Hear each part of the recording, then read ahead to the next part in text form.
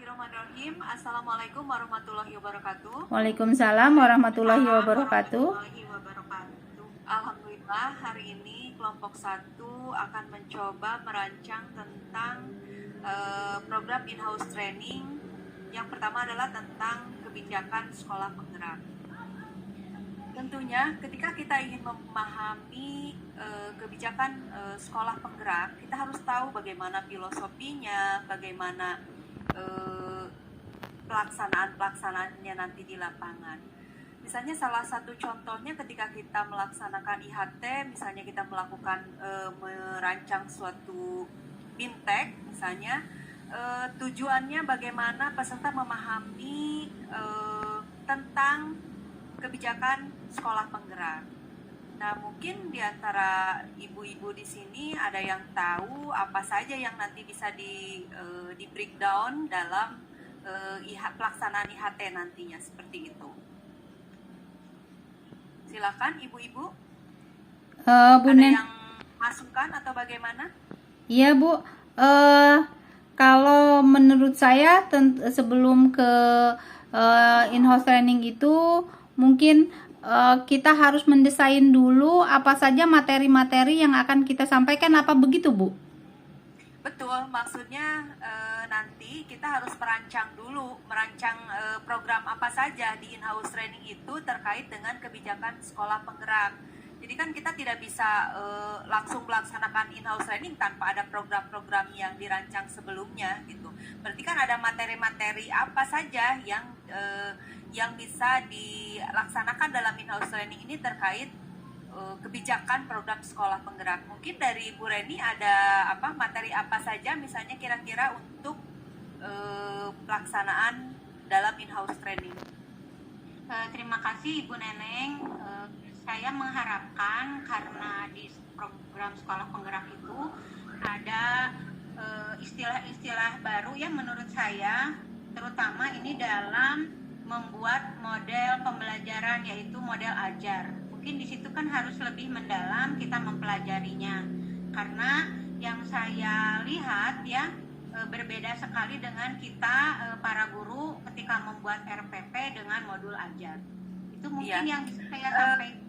Sangat betul sekali Bu Reni. Berarti kan sebelum ke modul ajar kita harus paham dulu ya kebijakan, kenapa sih harus ada kebijakan sekolah penggerak, apa sih yang filosofis yang mendasarinya, mungkin seperti itu.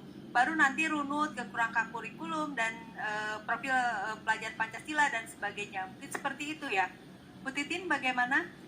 Iya, setuju Bu, karena memang betul apa yang akan disampaikan di in-house training itu betul-betul harus runut, harus sesuai dengan alurnya, tidak loncat-loncat, sehingga para peserta bisa memahami apa yang menjadi bagian dari apa itu profil pelajar Pancasila, bagaimana modul ajar, terus bagaimana alur tujuan pembelajarannya dan lain sebagainya. Ya, betul sekali. Berarti kita harus sepakat dulu ketika merancang in-house training, program-program apa saja atau materi-materi apa saja yang akan kita laksanakan secara sistematis. Jadi berpikirnya berarti kan dari kebijakan dulu, terus filosofi yang mendasarinya kira-kira seperti apa, lalu runut ke kerangka kurikulum, profil pelajar Pancasila, selanjutnya mungkin ke alur tujuan capaian pembelajaran ya Bu Titin ya. Iya betul mungkin Bu. Nanti kita akan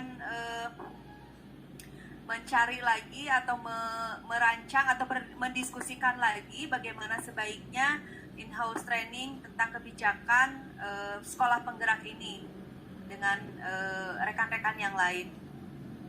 Baik Ibu, terima kasih. Apa masih ada yang ditanyakan atau barangkali ada yang masih belum dipahami? Sudah cukup Bu. Oh baiklah, terima kasih banyak atas waktunya. Kita lanjutkan dengan sesi berikutnya. Assalamualaikum warahmatullahi wabarakatuh. Waalaikumsalam warahmatullahi wabarakatuh.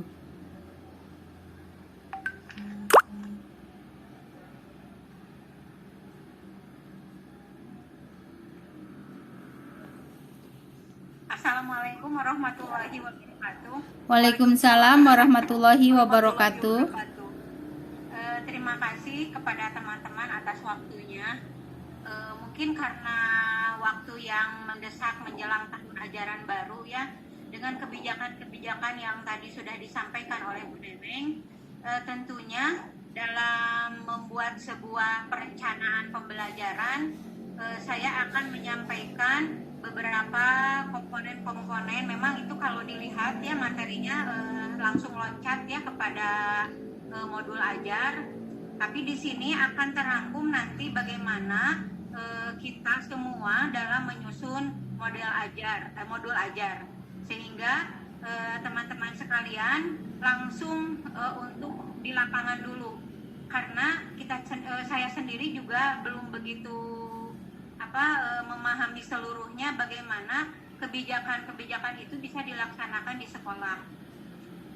Nah, yang pertama yang harus kita perhatikan yaitu dalam membuat modul ajar itu ada beberapa komponen yang harus diperhatikan, yaitu di mana komponen ini yang ingin memberi kebebasan mengembangkan modul-modul ajar yang selalu dilengkapi dengan komponen dan fase-fase peserta didik, sehingga dibutuhkan kelengkapan pengembangan yang dilakukan di lapangan. Misalnya ini supaya kita lebih dekat lagi dengan kegiatan sehari-hari, di mana komponen modul ajar itu yang pertama ada identitas modul. Identitas modul itu ada nama pengajarnya.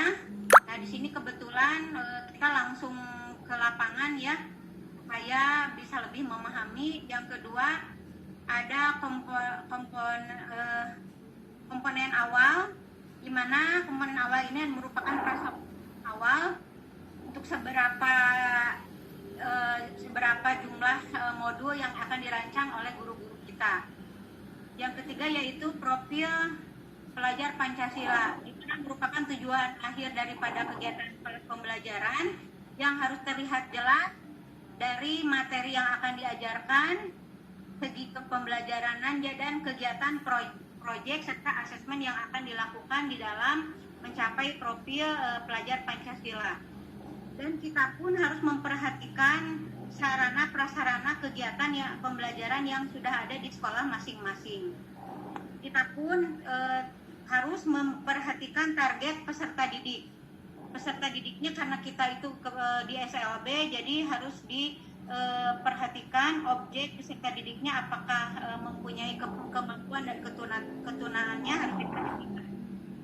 Dan modelnya mau seperti apa? Apakah pembelajarannya daring atau luring? Ada kompetensi inti yang harus dibuat oleh Bapak dan Ibu guru, yaitu di mana harus membuat tujuan pembelajaran, pemahaman tentang bagaimana membuat pembelajaran dan pertanyaan pemantik. Dan selanjutnya membuat kegiatan pembelajaran dan asesmen. Ya. Selanjutnya kita ada lampiran-lampiran. Nah, ini adalah merupakan hal yang baru ya, karena ini harus berfokus pada bagaimana seorang guru membuat lembar kerja peserta didik.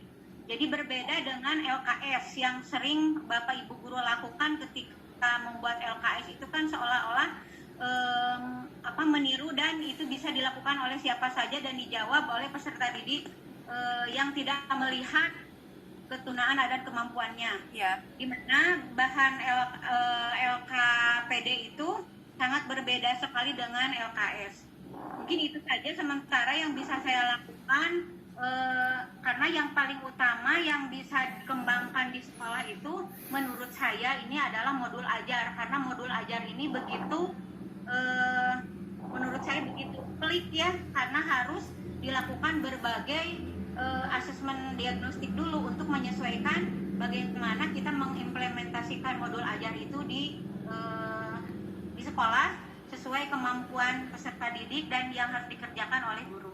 Itu mungkin yang bisa saya sampaikan. Terima kasih atas waktunya. Mohon maaf apabila ada hal-hal yang terlewati. Mohon para peserta untuk mengingatkannya.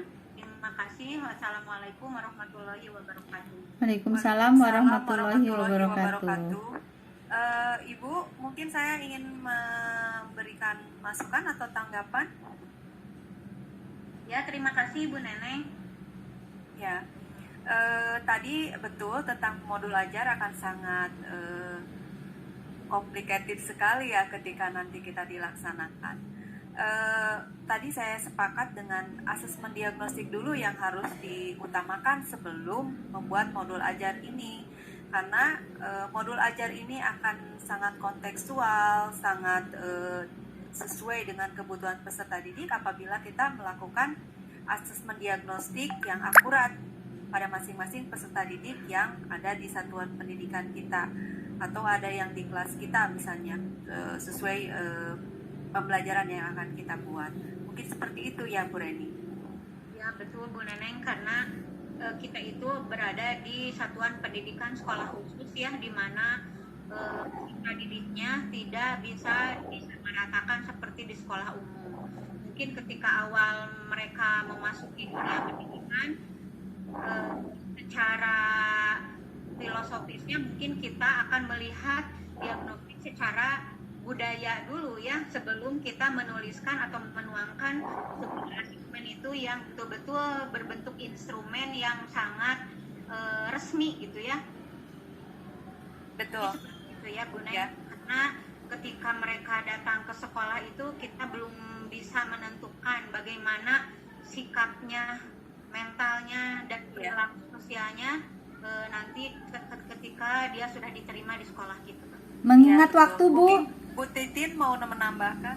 Mengingat waktu, Bu. Ya, baiklah.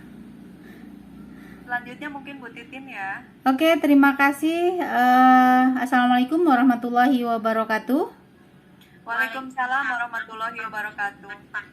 Baik, tadi kita sudah mendengarkan paparan dari Bu Neneng dan Bu Reni. Pada intinya bahwa apa yang akan kita gali bersama-sama, bagaimana pembelajaran profil pelajar Pancasila ini lebih benar-benar terampil, apalagi sekarang ini di era digitalisasi, otomatis segalanya harus serba teknologi informasi dan komunikasi. Bagaimana teknologinya, bagaimana informasinya, dan bagaimana mengkomunikasikannya.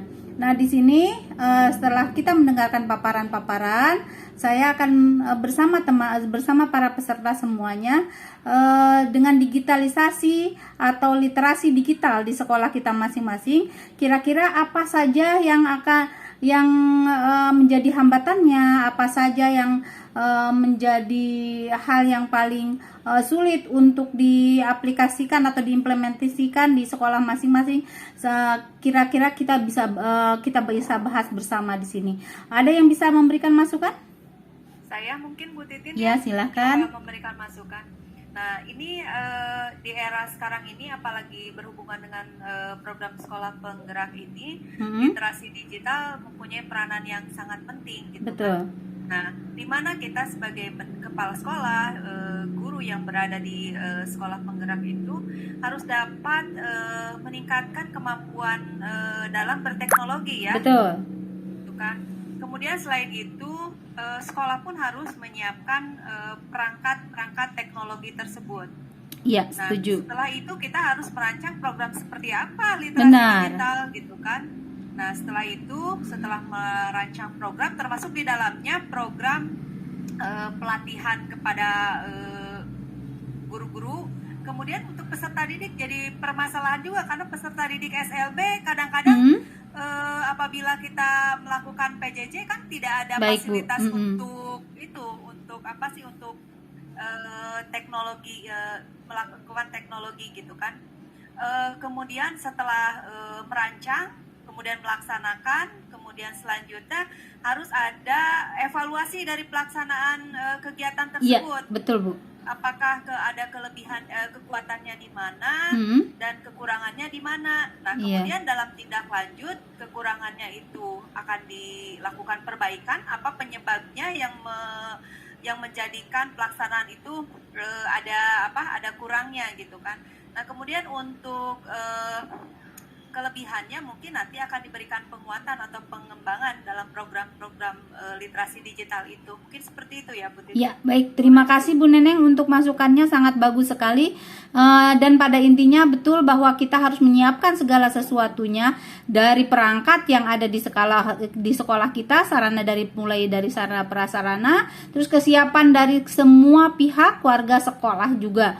Nah, kira-kira setelah kita melakukan ini, apa harapan-harapan yang akan kita dapatkan dari literasi digitalisasi? Ada yang bisa menambahkan, Bu? Mungkin saya mau mencoba ya. Ya, silakan Ibu Reni. Ibu Titin, harapan saya para guru sebagai profesional ya yang mengajarkan harus siap bisa.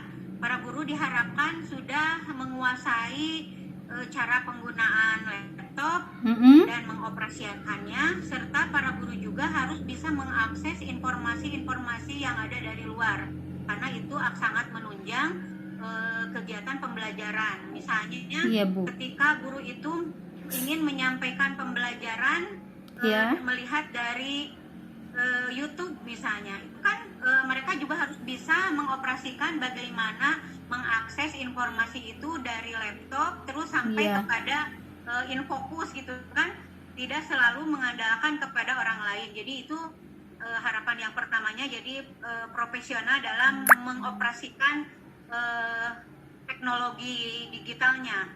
Yang kedua, harus bisa mengembangkan pembelajarannya itu lebih kepada kebutuhan peserta didik, karena tidak semua yang kita akses dalam YouTube maupun Google dan lain sebagainya itu cocok untuk anak-anak kita gitu ya. Jadi guru juga harus kreatif membuat desain sendiri ya, gambar-gambar yang menarik ya, yang bisa nanti ditayangkan kepada peserta didik. Itu mungkin sementara harapan saya nanti guru-guru bisa seperti itu. Baik, terima kasih untuk semua para peserta atas masukannya, atas ide-idenya, menggali semua kemampuan, kreasi-kreasi dan lain sebagainya. Saya yakin tagihan-tagihan selanjutnya ini bisa diaplikasikan di sekolah masing-masing, kita implementasikan di sekolah kita masing-masing. Dan terima kasih untuk pertemuan kita semua. Semoga literasi digital ini di sekolah kita benar-benar kita kembangkan. Terima kasih untuk semua peserta. Wabillahi taufiq wal hidayah. Wassalamualaikum warahmatullahi wabarakatuh.